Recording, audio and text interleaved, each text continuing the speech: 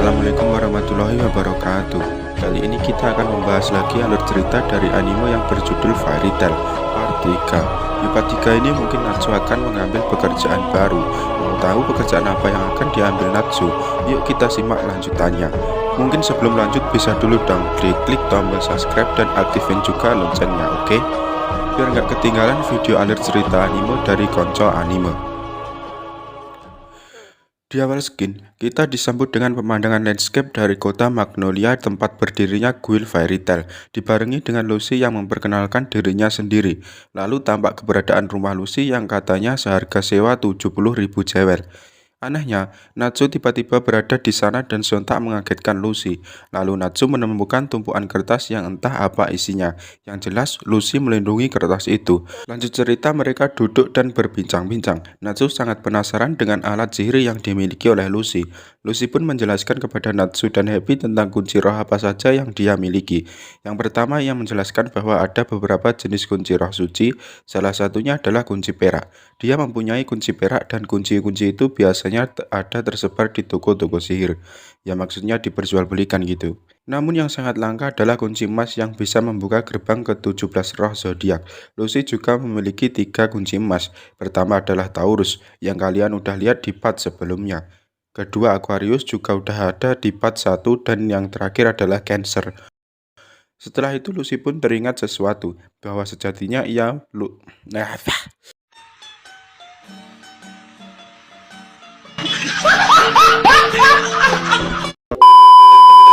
Setelah itu Lucy pun teringat sesuatu, bahwa sejatinya ia lupa mengikat kontrak dengan yang terakhir ia beli. Akhirnya ia pun mencoba membuat kontrak dengan roh itu. Lucy berbincang dengan roh itu. Kemudian kontrak pun selesai dan Lucy menamai roh tersebut dengan nama Blue. Si Blue yang gemas kemudian menghampiri Natsu. Entah mereka berkomunikasi dengan cara apa, yang jelas anehnya Natsu mengerti dengan apa yang coba dikatakan oleh Blue. Ternyata Blue ingin meminta Natsu untuk mengajak Lucy bergabung dalam timnya. Dalam sebuah guild, meskipun satu guild adalah teman, biasanya membentuk tim masing-masing yang beranggotakan sekitar 3-4 orang untuk memudahkan penyihir dalam menyelesaikan quest yang diberikan. Pada akhirnya Lucy pun bergabung dengan tim Natsu. Natsu pun mengajak Lucy untuk melakukan sebuah pekerjaan. Konyolnya, Natsu sudah mengambil satu pekerjaan di kota Shirotome. Pekerjaan itu menyuruh untuk mengambil sebuah buku dari kediaman Duke Evelu. Dalam deskripsi pekerjaannya, dijelaskan bahwa Duke adalah orang tua mesum yang merekrut perawan berambut pirang. Kebetulan sekali, Lucy adalah wanita yang berambut pirang. Sepertinya Natsu dan Happy sudah merencanakan semua ini dari awal. Lalu skin berpindah ke guild Fairy Tail. Di sana, Master Makarov memberitahu orang-orang bahwa hadiah dari pekerjaan yang akan diambil Natsu naik 10 kali lipat menjadi 2 juta jewel. Sepertinya akan terjadi sesuatu yang dahsyat dari pekerjaan itu. Adegan kembali memperlihatkan Natsu dan teman-temannya.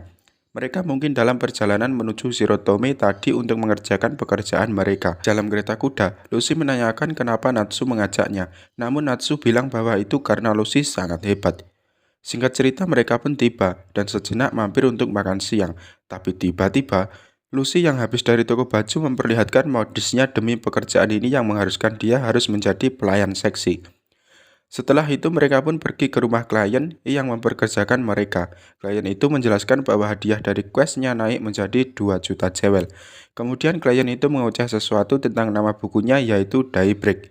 Ia berkata bahwa buku itu harus dilenyapkan. Lanjut cerita, mereka pun pergi menuju kediaman Duke Everlu. Lucy mencoba datang dan mencoba untuk melamar jadi pelayan dari Duke Everlu tersebut. Naasnya malah ditolak dan dikatai bahwa ia sebenarnya tidak lagi cantik. Padahal justru pelayan-pelayan di sanalah yang tidak cantik.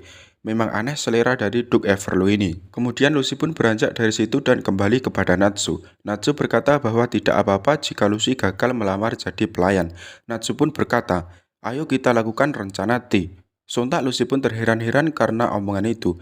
Lagian siapa juga yang gak bakalan bingung kalau dikasih omongan kayak gitu kan. Kemudian Lucy dan Natsu dan juga Happy mulai menyusup ke dalam mansion itu. Mereka masuk lewat jendela atas dan mulai masuk ke dalam sebuah gudang. Mereka pun berkeliling untuk memeriksa sebuah ruangan. Tiba-tiba,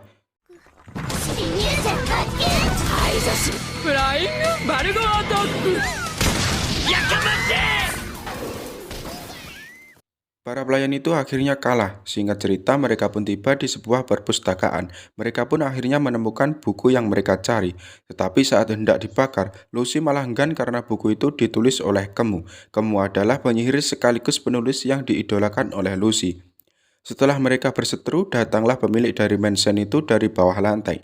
Tampaknya dia langsung menyadari bahwa Natsu dan kawan-kawan tengah mengincar buku Daybreak. Tetapi anehnya pemilik mengungkapkan bahwa buku itu adalah buku yang tidak jelas. Mereka pun terheran-heran karena omongan itu.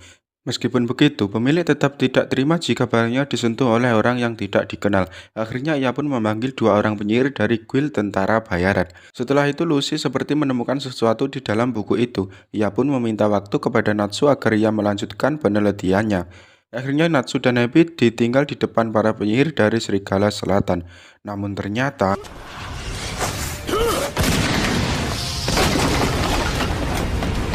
けるってことだよな。無限になる。残念ながら火の Skin pun berpindah dengan menyoroti Lucy. Ia sedang membaca buku Daybreak dengan cepat dan menggunakan alat sihir berbentuk kacamata. Tidak lama kemudian pemilik rumah menangkap Lucy dari belakang dinding. Di sisi lain adegan kembali memperlihatkan pertarungan Natsu. Di sana Natsu terlihat terpojokkan, namun ternyata serangan para penyihir itu tidak mempengaruhi Natsu. Natsu langsung membalas mereka dengan jurusnya. Sudah terlihat bahwa Natsu telah mengalahkan dua penyihir tadi. Bahkan kedua penyihir itu seakan-akan tidak percaya pada kekuatan Natsu. Natsu pun memutuskan untuk pergi mencari Lucy. Namun pada saat Natsu berbalik, mata dari si pelayan wanita yang kalah terlihat menyala. Sepertinya itu bisa jadi menandakan sesuatu yang buruk. Lalu Skin berpindah memperlihatkan Lucy.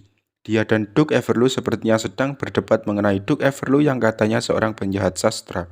Duke Everlu menyangkal hal itu, kemudian ia menanyakan kepada Lucy tentang isi yang disembunyikan dari buku Daybreak itu. Duke memperkirakan bahwa yang terdapat dalam buku itu adalah sebuah peta harta karun. Untungnya Lucy tidak mengatakan sepatah kata pun meskipun ia tampak mengerang kesakitan. Lalu dengan gagahnya si Happy datang menendang pipi Duke itu. Lucy pun merasa berterima kasih atas itu. Dan lucunya setelah itu si Happy malah menyeburkan diri ke dalam selokan. Lucy menyuruhnya untuk segera beranjak dari air comberan itu. Tetapi si Happy malah berkata bahwa airnya terasa nikmat. Selanjutnya Lucy mengatakan bahwa keadaan telah berbalik dan juga ia mengatakan bahwa dia akan mengampuni Duke Everlu jika ia memberikan buku Daybreak itu padanya. Lucy mengatakan itu sembari mengacungkan kunci roh emas yang ada pada Duke Everlu. Tetapi setelah itu, Duke Everlu malah tidak takut dengan semua perkataan Lucy. Ia pun kemudian mengeluarkan sihirnya dan memasuki tanah. Si Lucy dan Happy terkejut karena mereka baru mengetahui bahwa Duke Everlu adalah seorang penyihir juga. Lantas setelah itu mereka pun kemudian bertarung lagi sambil membaca tentang buku Daybreak. Ternyata tokoh utama dari buku itu adalah Duke Everlu sendiri. Duke Everlu juga membeberkan bahwa dia memaksa dan memeras penulis untuk membuat dia jadi tokoh utama di buku itu. Karena katanya, jika si penulis tidak melakukan itu, kewarganegaraannya dari seluruh keluarganya akan dicabut. Tidak hanya itu, Duke Everlu pun memenjarakan penulis itu dan menyuruhnya menulis sambil dipenjara. Lucy juga tampak membela penulis itu, lalu ia pun mengatakan bahwa penulis itu telah berjuang melawan Duke Everlu. Karena sebagai seorang pengarang, jika si penulis memasukkan Duke Everlu sebagai tokoh utamanya, batin si penulis terasa menolaknya. Lalu Duke Everlu pun menanyakan bagaimana Lucy bisa mengetahui itu. Lucy berkata bahwa itu tertulis dalam buku Daybreak. Namun Duke Everlu seakan-akan kaget dan tidak mempercayainya karena ia juga membaca buku itu. Lucy pun mengatakan bahwa ia menemukannya dengan cara yang tidak biasa. Kata Lucy, si penulis memasukkan sebuah sihir dalam buku Daybreak itu. Karena menurutnya pada awalnya si penulis adalah seorang penyihir juga. Selain itu, Lucy juga mengatakan bahwa di dalam buku itu juga tertulis sebuah rahasia dengan sihirnya.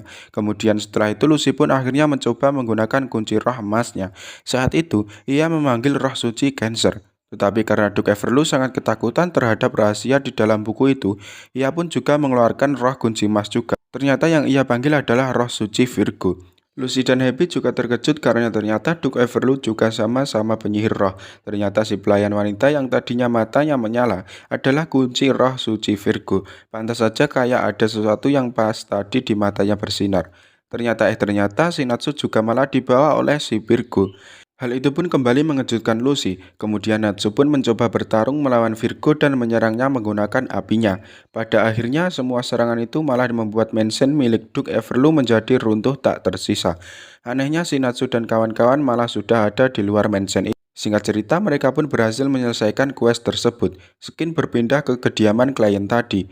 Lucy berkata kepada klien bahwa sesungguhnya isi dari buku itu sangat mengerikan. Lucy juga sangat yakin bahwa di dalam buku itu terdapat sebuah rahasia. Maka dari itu Lucy pun memberikan buku itu kepada klien. Meskipun pada awalnya klien menyuruh untuk menghancurkannya, singkat cerita ternyata klien adalah anak dari si penulis buku Daybreak itu sendiri. Oleh karena itu, ia tidak mau membaca buku itu. Lucy pun juga paham betul dengan keinginan dari klien. Di masa lalu, kilas balik dari penulis yang baru pulang dari sekolah 3 tahun dan bertemu dengan anaknya Cabby. Di sana diperlihatkan bahwa kamu mencoba memotong tangan kanannya dan berkata bahwa ia tidak akan pernah menulis lagi. Singkat cerita, kamu pun telah berada di rumah sakit. Di sana ia dimarahi oleh Cabby karena tak mengambil komisi dari buku itu. Kemi lalu malah tersenyum dan bersyukur karena telah menyelesaikan buku yang disebut sampah itu. Lalu setelah itu Kemi pun meninggal dunia. Di sana Kemi pun mulai membenci ayahnya karena menulis buku itu. Setelah mengingat masa lalu itu, Kemi berkata bahwa lama-kelamaan rasa bencinya telah berubah menjadi suatu penyesalan. Setelah itu Kemi pun mencoba membakar buku itu dan berkata bahwa mungkin ayahnya akan setuju. Namun pada saat ia hendak akan mendekatkan korek apinya pada buku itu, Lucy mengatakan bahwa ayahnya tidak akan setuju. Kemi pun terdiam dan korek yang tadinya menyala telah padam. Lalu sesuatu terjadi. Buku itu tiba-tiba... Setelah melihat itu pun Kemi tidak jadi membakar buku itu. Lalu si Natsu mengajak si Lucy untuk pergi dan berkata bahwa ia tidak butuh imbalannya. Karena katanya quest yang diminta adalah membakar buku itu dan mereka tidak melakukannya.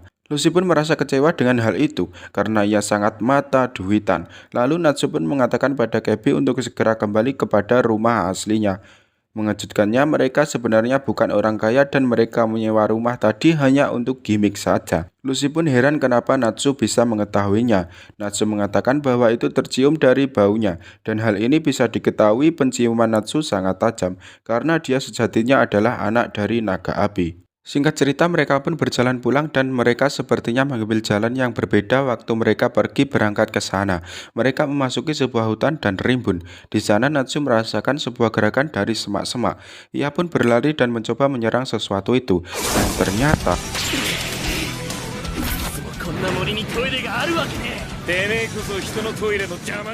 Setelah mereka seperti biasa baku hantam gak jelas, lalu Gray berkata bahwa ia sebenarnya juga dalam perjalanan untuk pulang ke Magnolia. Ia melewati hutan itu karena katanya itu adalah rute tercepat menuju Magnolia. Lalu pada saat beristirahat tiba-tiba terjadi sebuah ledakan di bawah kaki mereka. Mereka pun menyadari bahwa Happy telah hilang dalam ledakan itu. Ternyata Happy telah ditangkap dan hendak dibakar untuk dijadikan santapan oleh beberapa penyihir. Natsu yang memiliki penciuman sangat tajam bisa mengetahui lokasi Happy dan setelah itu mereka pun baku hantam.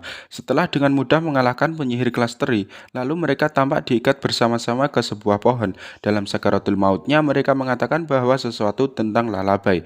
Di sisi lain kota Magnolia memperlihatkan seseorang wanita yang sedang memikul sesuatu yang besar yang terlihat seperti tanduk. Wanita itu berambut merah dan mempunyai paras yang cukup cantik. Dan alur cerita ini fairy tale part 3 ini pun bersambung. Wadaw, jadi penasaran ya, apa sih Lullaby itu? Dan siapa wanita berambut merah di scene terakhir itu? Sampai ketemu di video selanjutnya. Saya di sini pamit. Wassalamualaikum warahmatullahi wabarakatuh. Bye bye.